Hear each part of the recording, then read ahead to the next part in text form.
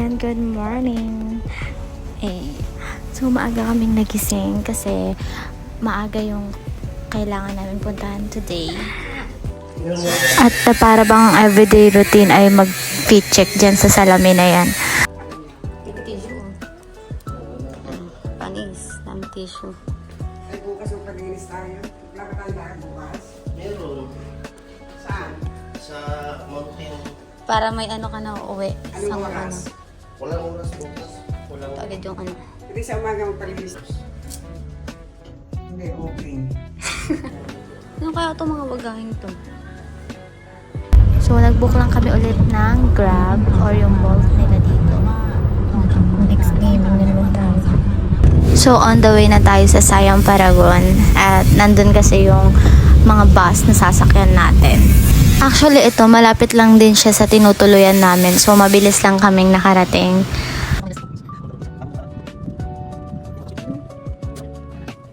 So pagbaba namin dito, yung mga bus, yan yung sasakyan natin. Pwede namin tulakarin ng net. Likod lang. Laki oh. Likod lang ng ano. Likod lang ng sintang mo. Ito yung Siam Paragon. So kailangan pang magparehistro guys. Hindi ko alam kung naririnig niyo ako kasi katabi na natin yung bus. And there, pasok kayo dito. So dito kayo magpaparehistro guys. Shirt. Ibigyan nila ng sticker and then put on my sleeve. Is this okay? Here? Yes.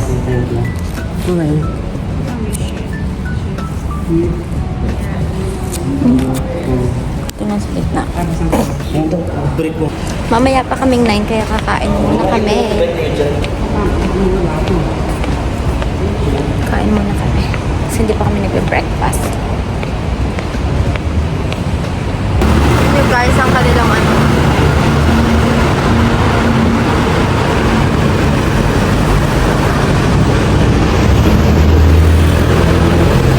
Parang ang bibilis. Tapos baliktad yung ano nila. Yung kalsada. Elevator kami dito guys. Ay, hindi kami. Kami elevator. Elevator. Para pagtatawid ka sa kabila. Opo. Taas na ito guys yung LRT nila or MRT. Station, kumbaga. Diba? Dito station nila maluwag. Pilipinas po, sobrang last hour agad. Picture ka dyan. Gusto mo? Ayoko po.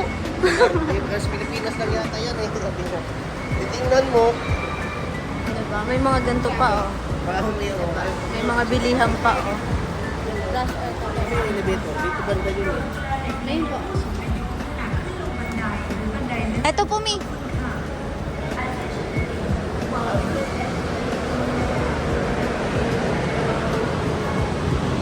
Kala ko dyan eh. May karinderya dito guys.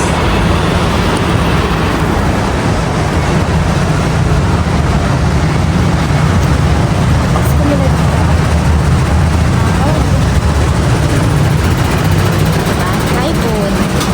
Tara ka napunta sa ano, Bugbo. Sarap.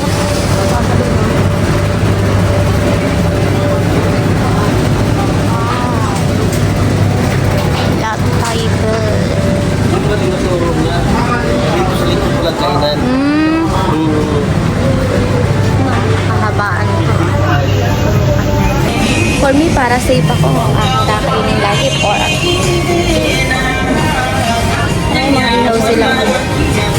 Milk lang ito ba? Barbecue.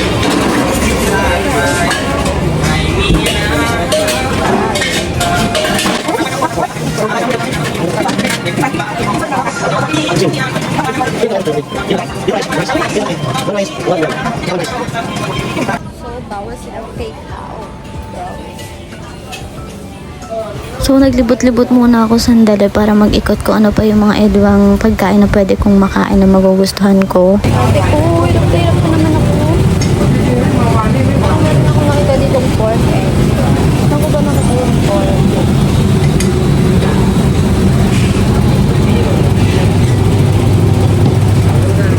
Nakita yung pork.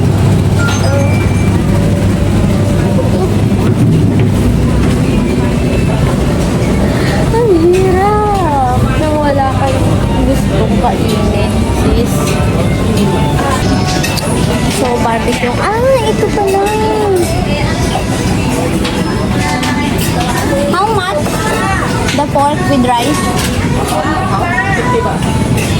Oh. Ate ko, hindi siya maintindihan. Hindi siya maintindihan. Kawawa nila ako. Awa kayo sa akin, guys. Kawawa ako. Can I have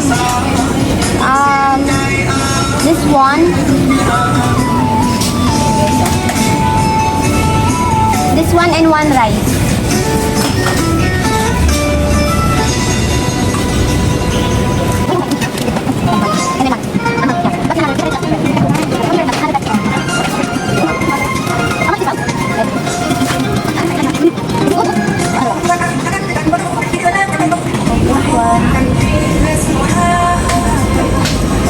And then one rice. Pag nag-English ka dito ng perfect, kanila lalo dito. Breakfast natin for today. What's this? Sausage? Hot dog? Thank you!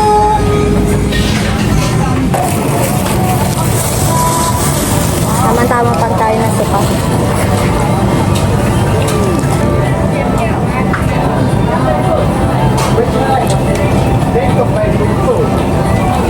Sabi nga pong barbecue. Yung barbecue lang.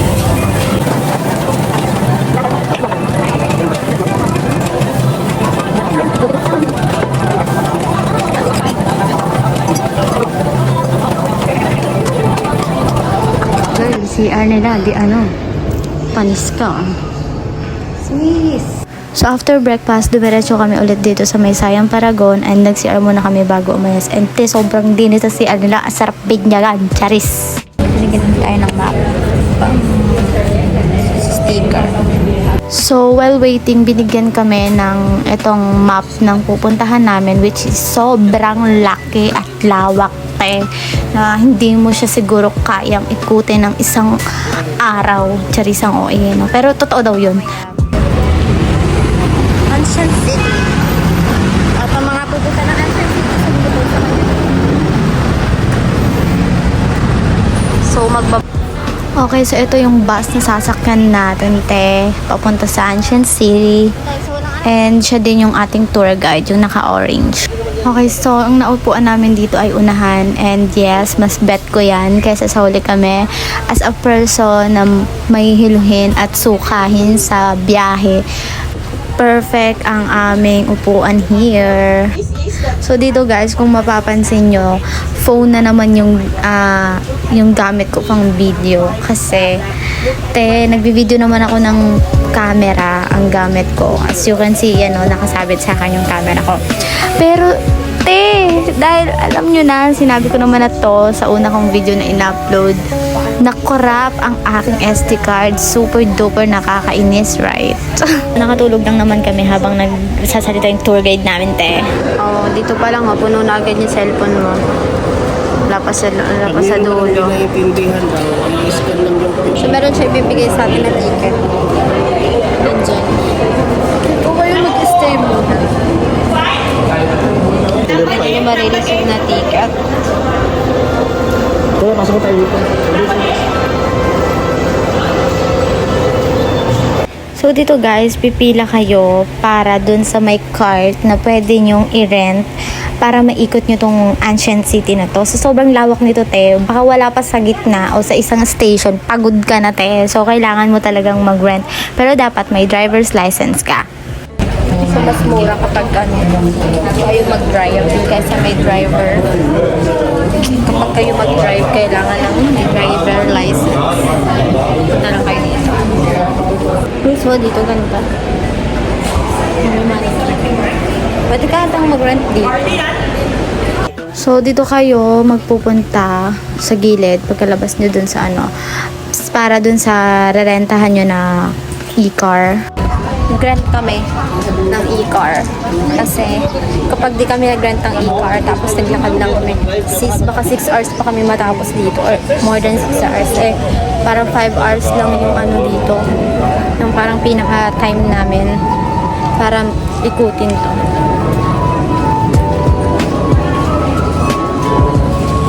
So dito guys, depende yung e-car na ipapahiram sa inyo o yung i-rent nyo. Depende sa kung gaano kayo kadami kasi may dalawahan, apatan, ganyan.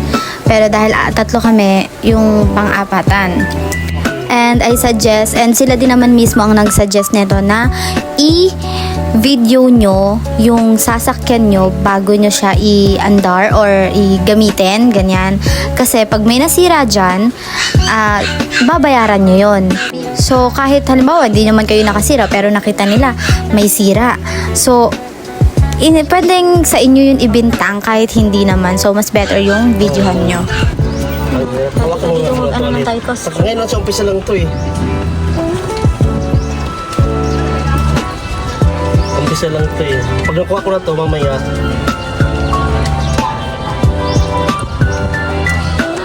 wala eh, mukhang Kapag nag-exceed po ng 2 hours, may ano na to. May mamkas. Di ko Ay, kaya may malakad eh. may bayad na yung car additional. Pwede ka lang sa likod, gusto mo sa likod, dyan ka? 2 hours okay na yun.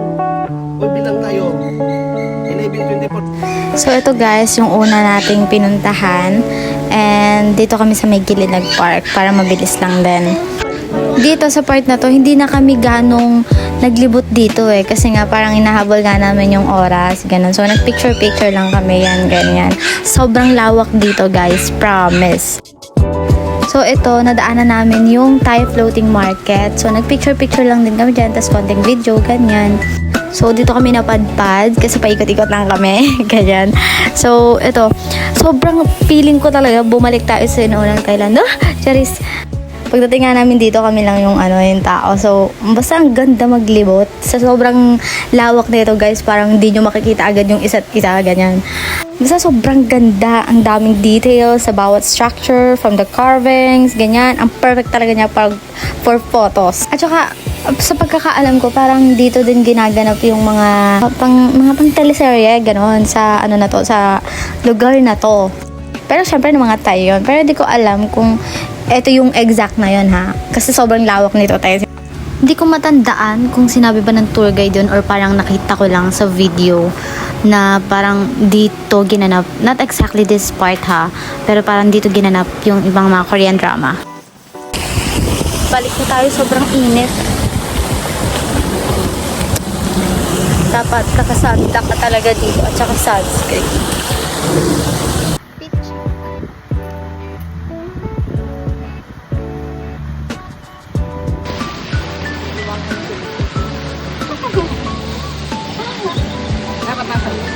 Bye-bye.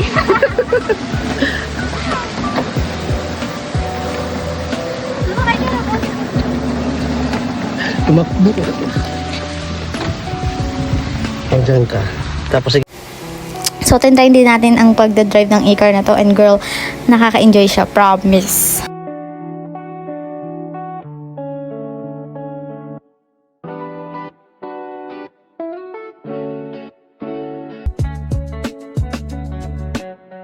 So, meron kami mga nadadaanan dyan na hindi naman na namin binababaan kasi nga, yun nga, tulad ng sinabi ko, meron tayong hinahabol na oras and of course, ang init. So, parang, alam mo yun, parang mawawala ka din sa mood. Pero, chill lang kasi hindi naman tayo naghahabol ng oras kasi hanggang 3:00 naman to guys.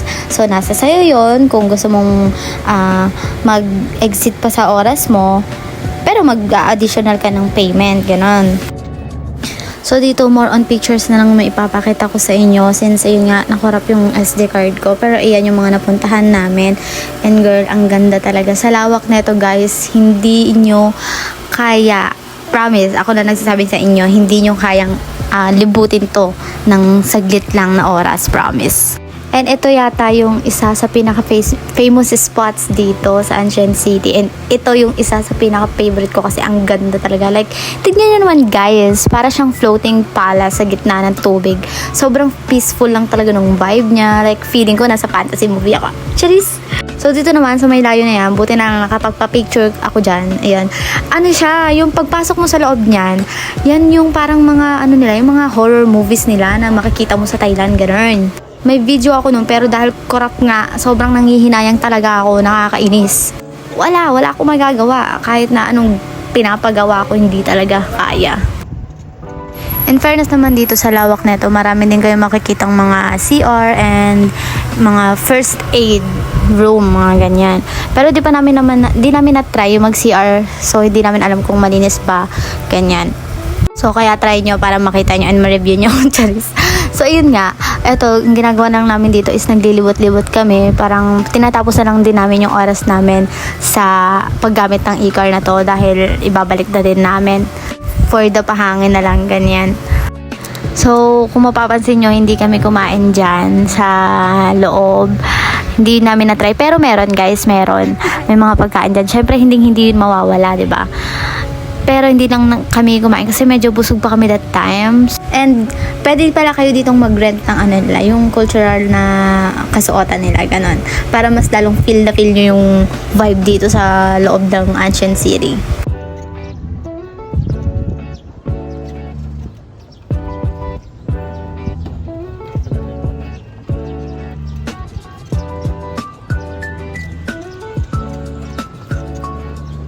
Pwede man ito hanggang 3 PM. Sobrang lawak na ito. Hindi mo maiikot ang lahat. Kasi 100 plus yung stations dito na pwede mong puntahan.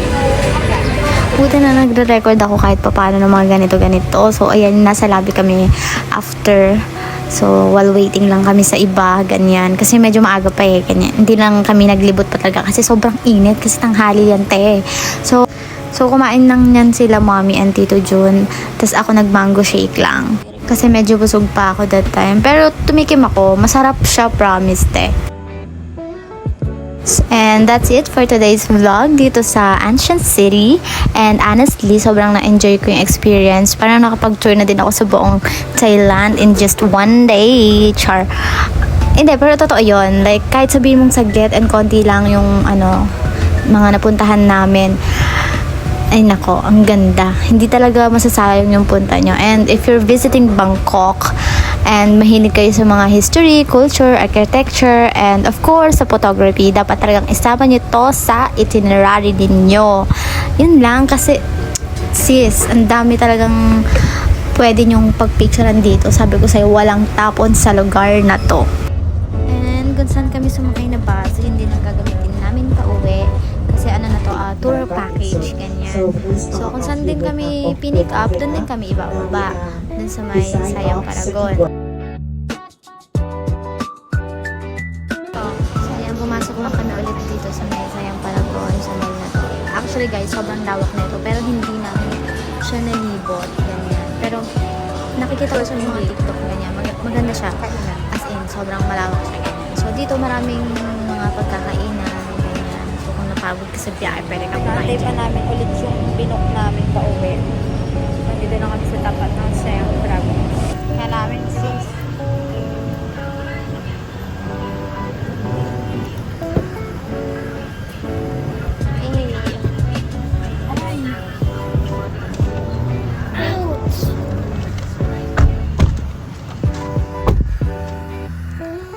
Hapon pa eh.